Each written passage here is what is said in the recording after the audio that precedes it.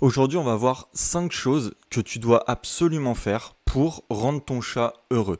Donc si tu as un chat, j'estime que logiquement, ton but, c'est quand même de le rendre heureux.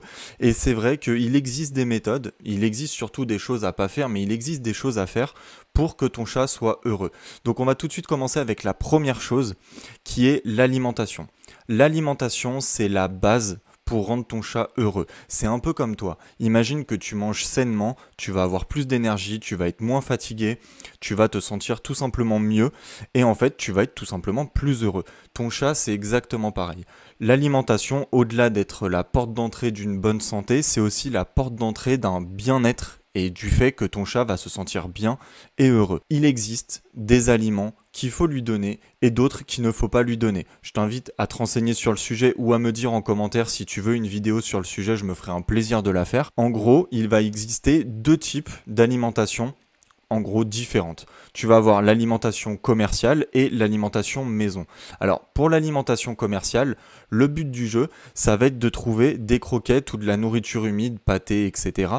De bonne qualité. Généralement en grande surface, on va pas retrouver de la qualité top, mais il existe des endroits, des animaleries ou même de l'alimentation qui est prouvée entre guillemets par des vétérinaires que tu vas pouvoir trouver et qui va être excellent pour ton chat. Il faut se renseigner sur le sujet.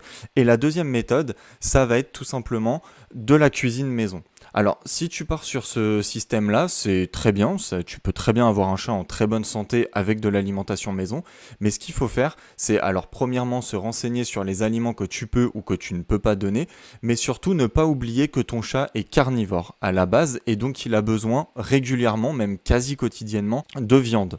Et ça, il faut vraiment pas le perdre de vue, de la viande maigre si possible, comme le poulet par exemple, mais il peut totalement manger du saumon ou différents poissons qui sont frais, attention. La deuxième chose, ça va être les visites chez le vétérinaire. Beaucoup de gens négligent les visites chez le vétérinaire, alors que c'est super important pour ton chat et pour son bien-être, tout simplement parce que ça va prévenir de maladies plus ou moins communes chez ton chat. Je te conseille au grand minimum d'aller voir ton vétérinaire une fois par an. C'est le minimum recommandé. Et surtout suivre son carnet de vaccination, son agenda de vaccination, ainsi que son agenda de déparasitage. Pourquoi ? Parce que ces deux choses sont extrêmement souvent la cause des maladies qu'on va retrouver chez les chats. Un chat qui n'est pas vacciné, un chat qui n'est pas déparasité, peut attraper différents types de maladies qui peuvent être plus ou moins grave. Dans tous les cas, il faut éviter de négliger les visites chez le vétérinaire. C'est vraiment très important. Ensuite, la troisième chose, c'est de faire attention à son hygiène. Les chats font partie des animaux les plus propres et qui détestent le plus la saleté du monde animal.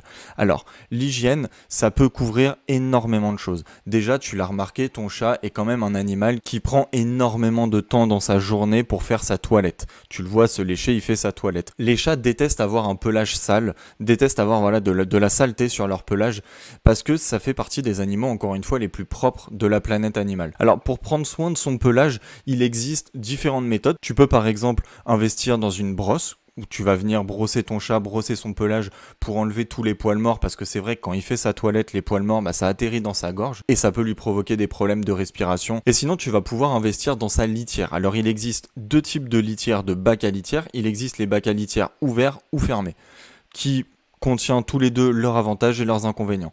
La litière ouverte, alors l'odeur va se dissiper dans la pièce, donc ça va être moins agréable pour toi, c'est sûr. Mais pour ton chat, au contraire, vu que l'odeur se dissipe, il va avoir moins de mal à rentrer dans sa litière et ça va être beaucoup plus agréable pour lui.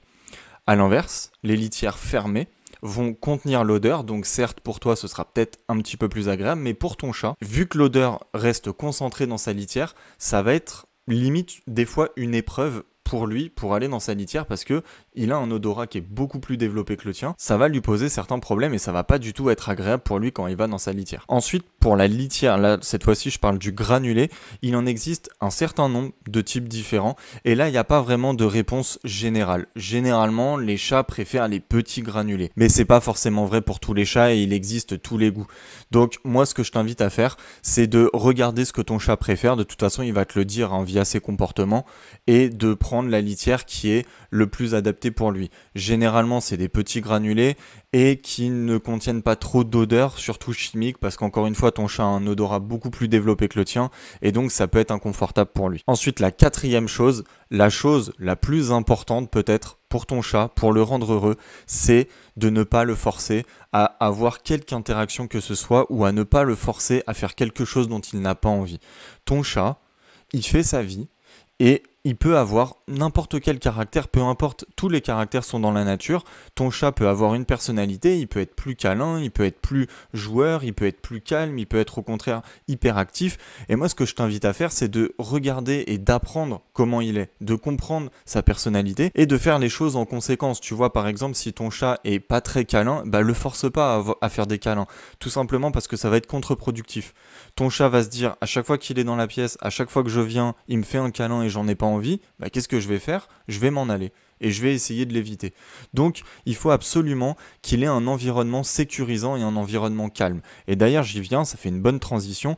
Essaye d'avoir un endroit cosy, quelque part chez toi, généralement sans trop de passage et assez calme, parce que les chats aiment bien les endroits calmes. Un endroit cosy où quand il y est, tu te forces, tu ne vas pas le voir, tu n'as pas d'interaction avec lui, tu ne le prends pas, tu fais rien. Et comme ça, il sait que quand il a envie d'être tranquille, il a son petit coin et il sait que s'il va là-bas, bah c'est bon, il est peinard.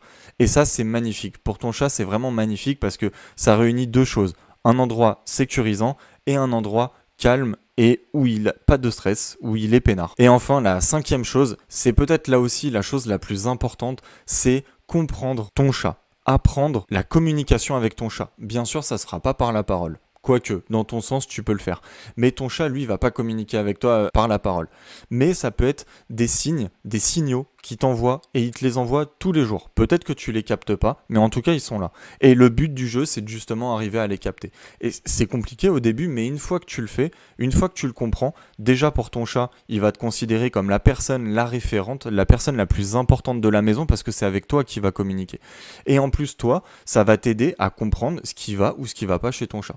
Tu vois, par exemple, s'il a la queue levée, ça veut dire qu'il est content, qu'il est heureux. Par contre, attention, si la queue est hérissée, gonflée, ça veut dire qu'il est inquiet, qu'il a peur ou qu'il est énervé. Si ton chat miaule, et ben là aussi, le miaulement peut avoir plusieurs significations. Ça peut être les chaleurs, qui veut quelque chose, ça peut être qu'il veut un câlin, qu'il veut jouer, qu'il est en colère, etc., etc. Et donc, le fait de le comprendre, c'est peut-être la chose avec l'environnement la plus importante pour ton chat. Voilà, en tout cas, si tu as aimé cette vidéo, je t'invite à la liker, à la commenter et à t'abonner. Surtout, ça me fait extrêmement plaisir. Et moi, je te dis à la prochaine pour une nouvelle vidéo.